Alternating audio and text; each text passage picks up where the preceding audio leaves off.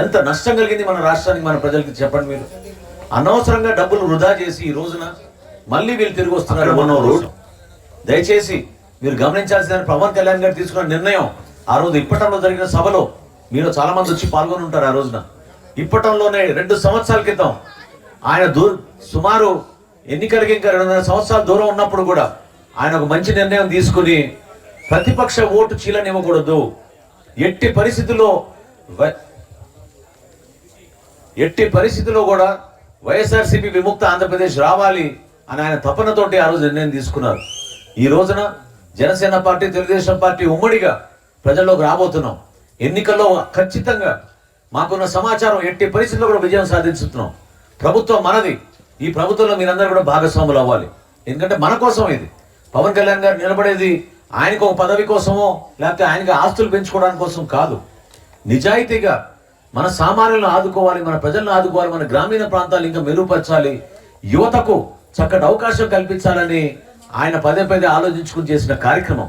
దాన్ని దయచేసి మీరందరూ కూడా అర్థం చేసుకోండి. ఈ రోజున నేను చెప్తున్నా మీకు తెనాలి అభివృద్ధి గురించి ప్రతి సందర్భంలో కూడా చాలా మంది నా దృష్టికి తీసుకొచ్చినప్పుడు నేను చాలా గర్వంగా భావిస్తాను. ఎందుకంటే ఒక అవకాశం కల్పించినప్పుడు ఆ పదవిని అలంకరణ కోసమో స్వార్థం కోసం వాడుకునే వ్యక్తిని కాదు నేను. ఆ పదవిని మన ప్రజల కోసం వాడాను.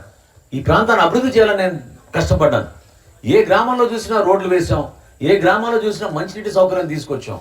ఆ రోజు రక్షిత మంచినీటి పథకం తీసుకొస్తే మా గ్రామాలకు ఎందుకు అవసరం అని అనుకున్నారు, కానీ తెలియదు.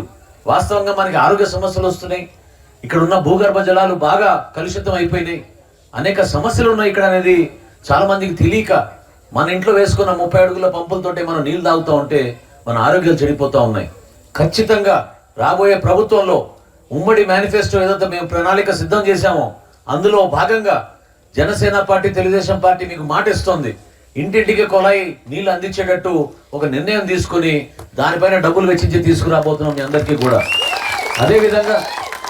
అదేవిధంగా అన్నదాత అనే కార్యక్రమం తెలుగుదేశం పార్టీ నుంచి సూపర్ 6 అనే పథకంలో వాళ్ళు తీసుకొచ్చినప్పుడు చంద్రబాబు నాయుడు గారు రైతులకు 20,000 రూపాయలు రైతు భరోసా కింద ఇస్తామని చెప్తే పవన్ కళ్యాణ్ గారు మాట్లాడి కాదు, రైతులే కాదు కౌలు రైతులు కూడా మనం ఇది వర్తించినట్టు చేయాలని ఒక నిర్ణయం తీసుకుని దాన్ని ముందు తీసుకొచ్చారు.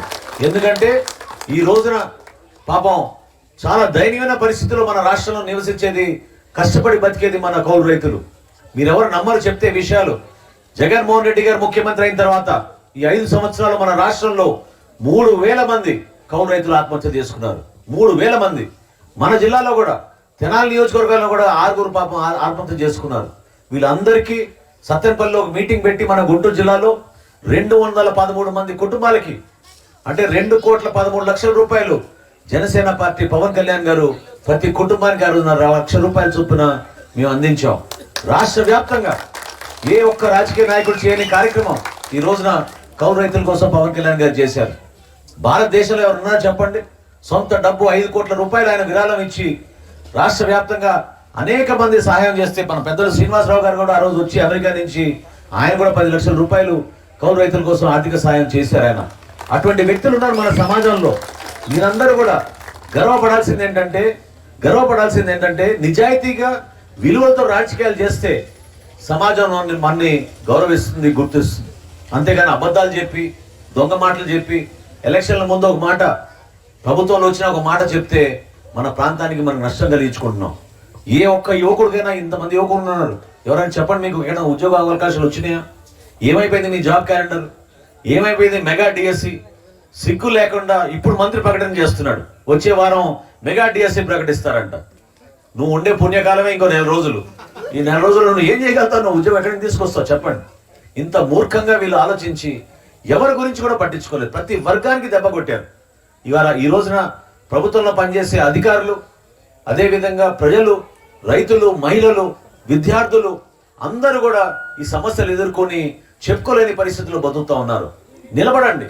దయచేసి మీ ఓటు విలువ గురించి మీరు ఒకసారి అర్థం చేసుకోండి. ఇంకోసారి పొరపాటు చేయబాకండి. ఎందుకంటే రేపటి రోజున ఈ మార్పు అనేది మన రాష్ట్రం కోసం, వ్యక్తుల కోసం కాదు, పదవుల కోసం కాదు. ఖచ్చితంగా జనసేన పార్టీ, తెలుగుదేశం పార్టీ ప్రభుత్వం రాగానే మనం చేపట్టే కార్యక్రమాలు 100% నిజాయితీగా వీళ్ళు చేసిన తప్పుని కడిగి ఒక అద్భుతమైన ప్రణాళికతోటి ఒక మంచి ప్రభుత్వం స్థాపించబోతున్నాం. ఈ ప్రాంతాన్ని మనం సస్యశ్యామలంగా చేద్దాం. మరొకసారి రైతుకి అండగా నిలబడేటట్టు భరోసా చేద్దాం. అంతేగాని రైతన్నే రాజ్యం, రైతే రాజ్యం అని చెప్పుకుంటూ వచ్చి ఇప్పటి వరకు ఒక్క ప్రాజెక్ట్ కూడా చేయలేదు. పోలవరం దుర్మార్గంగా పూర్తిగా ప్రాజెక్ట్ని చంపేశారు. పోలవరం గురించి మాట్లాడే నాదుడే లేదు ఈ రోజున. ఎన్నిసార్లు ఇదే ముఖ్యమంత్రి శాసనసభలో పోలవరం గురించి చెప్పాడు చెప్పండి. వచ్చే ఖరీఫ్ కల్లా పోలవరం నేను ప్రారంభిస్తున్నాం అని చెప్పి 2020లో ఆయన మాట ఇచ్చాడు. ఇది 2024.